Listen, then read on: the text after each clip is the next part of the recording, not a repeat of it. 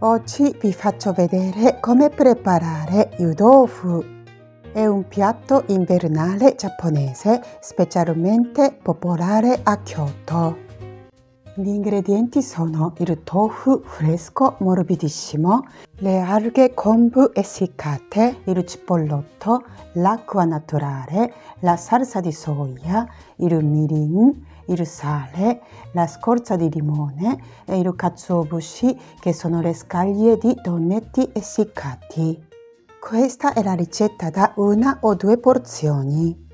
Per cucinare yudofu di solito usiamo donabe, sarebbe la pentola di ceramica o di terracotta. Questa donabe l'ho presa in Giappone e ha un diametro 28 cm, alta 8 cm e mezzo. Dopo nella pentola mettiamo una tazza di ceramica dove mettiamo la salsa. E io userò questa tazza che ha un diametro 8 cm, alta 6 cm. Scegliamo una tazza che permette di poter chiudere il coperchio della pentola. Questa donabe alla destra che vedete è la donabe da 1 porzione che ho usato per la videoricetta di zosui, che sarebbe la zuppa di riso. Ha un diametro 18 cm, alta 7 cm. Ero indecisa se usare questa, ma è troppo piccola per la videoricetta di oggi. Per decidere la misura di pentola che userete, appoggiate la confezione di tofu e la tazza. Questa è una pentola larga e bassa di ghisa che ha un diametro 24 cm, alta 7 cm. Anche questa pentola è ideale per fare yudofu o piatti di nabe, che sarebbero diverse ricette di stufato. La playlist di nabe lascerò nella descrizione. Per fare yudofu o nabe scegliete una pentola con il materiale che può mantenere il calore delle pietanze più lungo una volta viene cucinata. Abbiamo 7 g di alghe kombu essiccate, va bene anche 5 g o 10 g. Per rimuovere eventuali residui, con la carta assorbente leggermente inumidita accarezziamo delicatamente la superficie delle alghe kombu. Prepariamo l'acqua naturale buona, perché questo è un piatto estremamente semplice e delicato nel quale si gode il puro sapore e la consistenza setosa del tofu che viene scaldato nell'elegante brodo con le alghe kombu. Io abito in Italia e provando e informando, l'acqua naturale che si avvicina di più all'acqua giapponese è di marca Levissima. Quindi per fare un piatto così vi consiglio fortemente di usarla.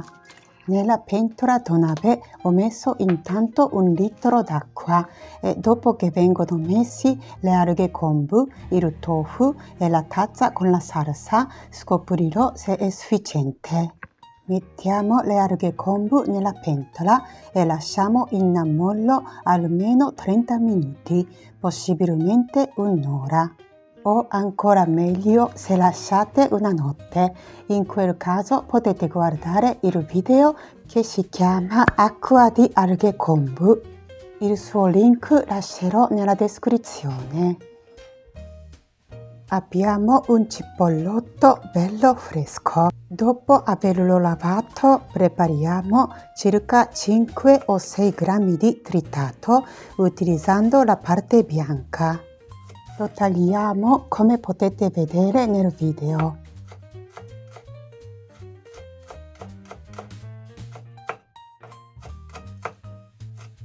Il tritato dei cipollotti parte bianca lo cuoceremo dopo leggermente nella salsa.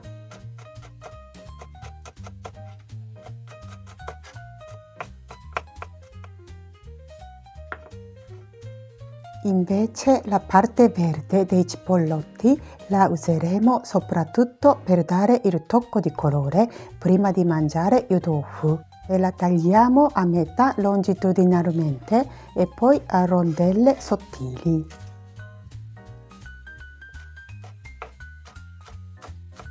E prepariamo circa 1 o 2 cucchiaini. E prepariamo anche 1 o 2 cucchiaini di scorza di limone tagliata sottilissima. Ora prepariamo la salsa. Nella tazza mettiamo 45 g di salsa di soia, 15 g di mirin. Chi non c'era il mirin, sostituite con 15 g di sake e 3 g di zucchero. Circa 6 g di cipollotti tritati parte bianca. Questa è una piccolissima confezione di katsuobushi che sono le scaglie di tonnetti essiccati insieme all'alghe kombu dà umami al piatto, ma non mettendole diventerà un piatto vegano. E le mettiamo circa un cucchiaio. Queste scaglie di tonnetti essiccati che ho preso in Giappone sono già piccolissime, ma se i vostri katsuobushi sono grandi, li tritate prima di mettere nella tazza. Questa tazza dopo la mettiamo nella pentola per scaldare la salsa che c'è dentro, quindi assicuriamo che sia bella pulita all'esterno.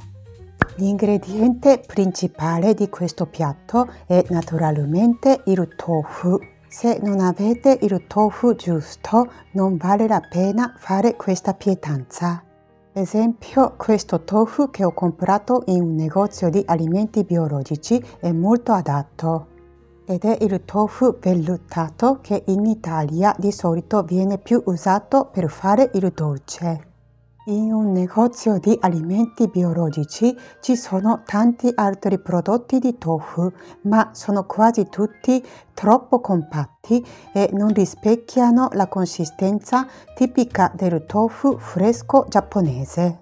Altrimenti questi tofu sull'immagine di marca Morinu sono morbidi come il tofu giapponese e si possono anche acquistarli online facendo la ricerca. Oppure in un negozio di alimentari orientali gestiti dai signori cinesi, se ha una zona frigo, sicuramente si possono trovare il tofu fresco sia cotonato morbido che quello vellutato. Tornando sull'immagine, apriamo la confezione del tofu e lo mettiamo sul piatto. E lo tagliamo in modo da creare cubi di 4 o 5 cm di lato.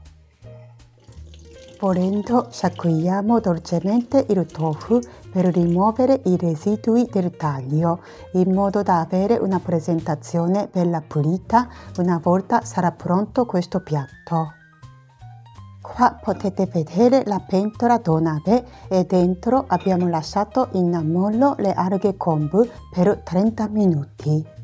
Utilizzando la forbice da cucina le tagliamo a misura simile a quella del tofu. Posizioniamo la tazza con la salsa al centro della pentola e mettiamo il tofu molto dolcemente attorno alla tazza.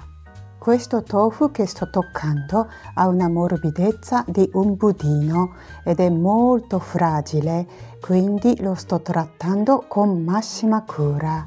La parte bassa del tofu era visivamente più ruvida, quindi lo sto mettendo in modo che la parte più liscia venga sopra. A questo punto controlliamo se la superficie dell'acqua sta coprendo il tofu e vedo che manca, quindi aggiungo altri 200 ml d'acqua, così in totale ho usato 1 litro e 200 ml d'acqua. Come al solito, tutti gli ingredienti e le dosi potete guardare nella descrizione. Mettiamo la pentola sul fuoco e siccome ho lasciato in ammollo l'arghe kombu solo 30 minuti, scalderò l'acqua molto lentamente, quindi accendo il fuoco al minimo. Invece se le avete lasciate in ammollo per più di un'ora, potete accendere il fuoco al medio e abbassate al minimo quando l'acqua diventa calda, ma non deve assolutamente bollire. Nel caso di questa videoricetta con il fuoco al minimo facciamo scaldare l'acqua molto lentamente. Nel mio caso ci sono voluti circa 20 minuti. Stavo dimenticando, ma mettiamo un pizzico di sale nell'acqua. Ogni tanto apriamo il coperchio e controlliamo che l'acqua non bolla per assicurarci che il tofu non scaldi con l'acqua che bolle. Altrimenti può avere i buchi all'interno, buttando fuori loro acqua e diventa più duro. Invece, scaldandolo lentamente, diventa yudofu soffice e si sente al massimo la delicata dolcezza del tofu che è fatto da soia. Dicono che la temperatura ideale sarebbe all'interno circa 50 gradi e all'esterno circa 70 gradi. Per poter capire visivamente, dal fondo della pentola salgono delle bollicine piccole che fanno ballare il tofu dolcemente. Comunque, quando comincia a sentire buon profumo della salsa e sta uscendo il fumo dalla pentola, possiamo spegnere il fuoco. Ecco, il nostro yudofu è pronto. Ora vi faccio vedere come si mangia. Itadakimasu. Mescoliamo la salsa con un cucchiaino. Prendiamo il tofu utilizzando un attrezzo che si chiama yudofu jakushi, altrimenti con un cucchiaio cercando di non prendere il brodo. E lo mettiamo nella ciotola. Mettiamo un po' di salsa sul tofu.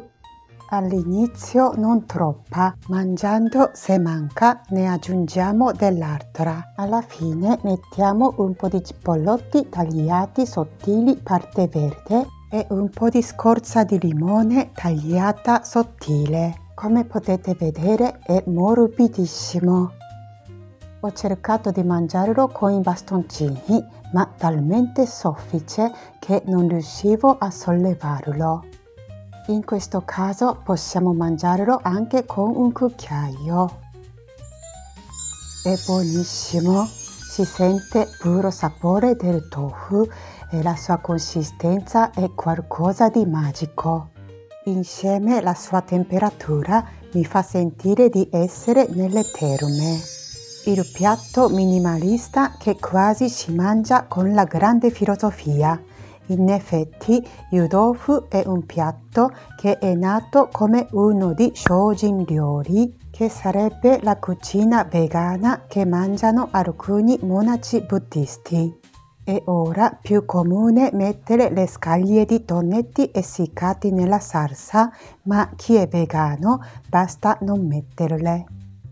Naturalmente anche le alghe kombu si mangiano sempre mettendo un po' di salsa. E dopo che avremo mangiato tutto il tofu rimangono il brodo e la salsa. Allora è ottimo riutilizzarli per fare la nabe, sarebbe lo stufato giapponese come vi ho detto prima. Nel mio caso il giorno dopo ho fatto la nabe mettendo le fettine sottili di pancetta, i cipollotti tagliati in diagonale in modo grossolano, il cavolo cappuccio morbido tagliati a quadrati di circa 6 cm di lato e i funghi shiitake. Una volta cotti bene tutti gli ingredienti, ho mangiato mettendo la salsa che ho aggiunto un po' di succo di limone. E per finire, proprio ultimo brodo, possiamo fare la zuppa di miso o zosui, che è la zuppa di riso. Questo video termina qui, se vi è piaciuto potete lasciare un like o un commento per farmi sapere cosa ne pensate e se non volete perdervi i prossimi video potete iscrivervi al mio canale cliccando sul pulsante iscriviti qui sotto. Ci vediamo presto con la prossima video ricetta. Ciao a tutti!